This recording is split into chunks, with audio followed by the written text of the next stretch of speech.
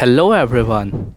I am Shreshtha, a student of grade ninth of Jawahar Navodaya Vidyalaya, Gauriganj, Amethi district, Uttar Pradesh, India. Today I am here to speak on the topic science and superstition.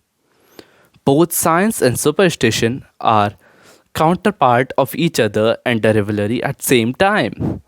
In fact, they are the opposite sides of the same coin. Where science, there's superstition. So, what is science? Now the question arises.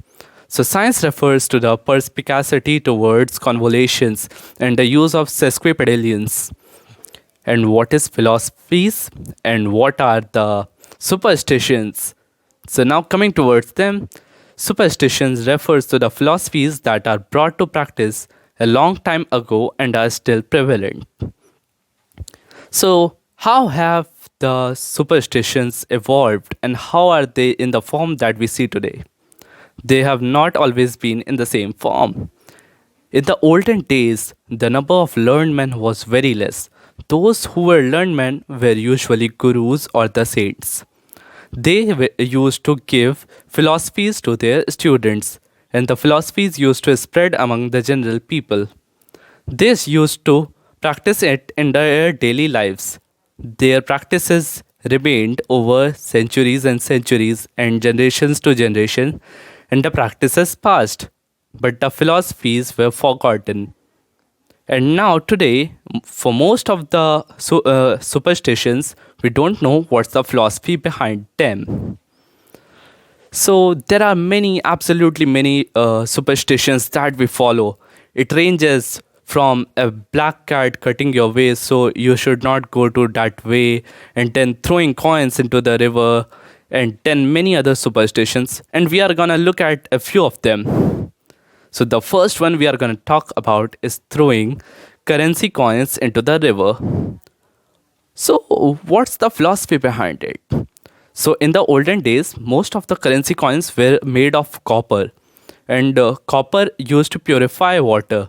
In the olden days, when technology was not at its pinnacle as it is today.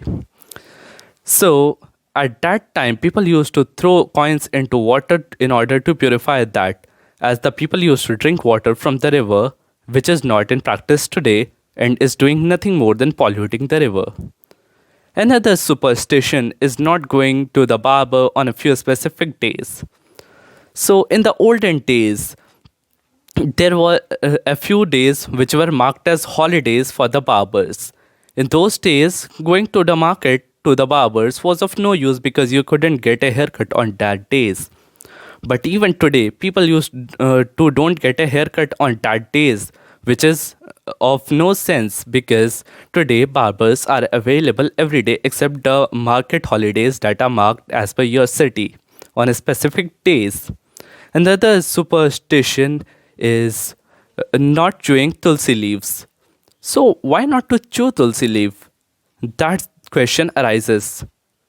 Are you curious, right? So, to answer this question, Tulsi leaves contains arsenic, which can harm the enamel of your teeth. So, you should not eat Tulsi leaves. So, as you might have judged, some superstitions were having philosophies behind, whereas others don't. Like there were many malpractices that are happening on the name of superstitions, like burning women and children in order for a good life and future, which is not at all correct. So what's the point? The point is that we have to do reconsideration, we have to do thinking, we have to classify the superstitions on the basis of science. We can conclude that the superstitions that are having science behind them are not wrong. And the science, which cannot be explained in simple terms like superstitions, isn't very, very feasible. So, thanks for hearing me. That was for today. That's Resh, signing off for now. Thank you so much.